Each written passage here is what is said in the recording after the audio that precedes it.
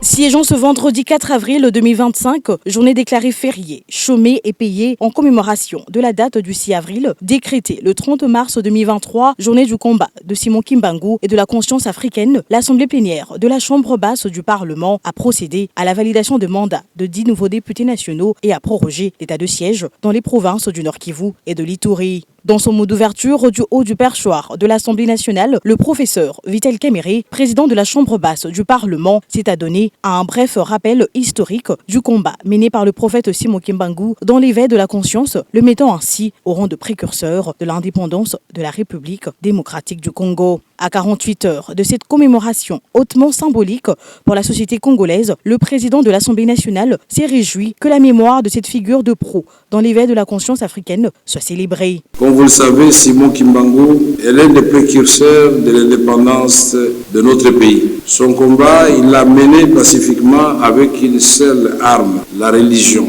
Aussi s'est-il retrouvé ennemi du colonisateur belge qui, pour le faire taire, a obtenu sa condamnation à l'issue d'un procès politique. Pour éviter la propagation de ses idées et de sa pensée, il a même été contraint à aller exécuter sa peine au Katanga, loin de la province de Léopoldville, où il avait beaucoup d'adeptes. L'église qu'il a créée a cependant survécu à sa mort. Et à ce jour, l'église kimbanguiste dépasse les frontières du territoire national.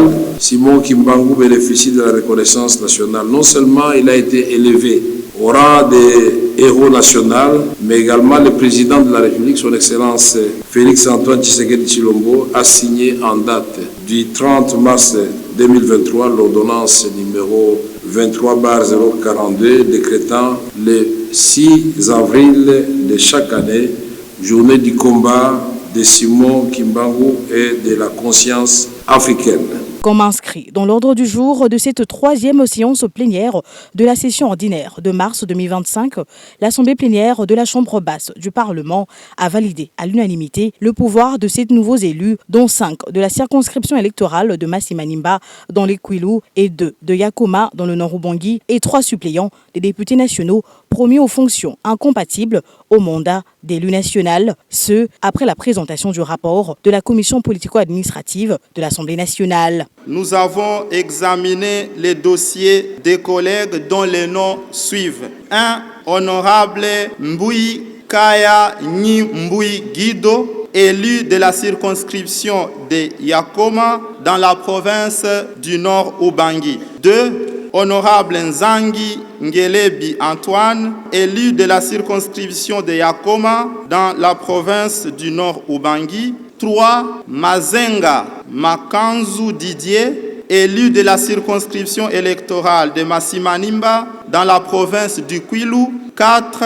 Kamisendo Kutuka Jean, élu de la circonscription électorale de Massi-Manimba dans la province du Kwilu. 5.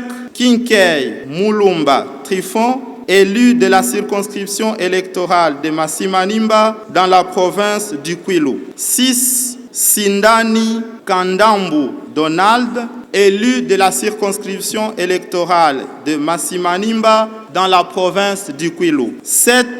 Luansangu Muheta Paul de la Croix, élu de la circonscription électorale de Massi-Manimba dans la province du Kwilu. 8. Madame Kembi Landu Brigitte, en remplacement de l'honorable Wameso Nkwaloloki André, nommé directeur de cabinet adjoint du président de la République. Monsieur Ilunga Hopeni Jacques, en remplacement de l'honorable Kolongele Eberand Désiré Kasmir, nommé conseiller du président de la République en matière de sécurité. 10. Enfin, Didier Dibenga Mulumba Eric, en remplacement de l'honorable Lubanga Mwambi Taylor, nommé chargé des missions du président de la République. La séance plénière de ces jours a également procédé à l'examen du projet de loi portant prorogation de l'état de siège sur une partie du territoire national porté par le ministre d'État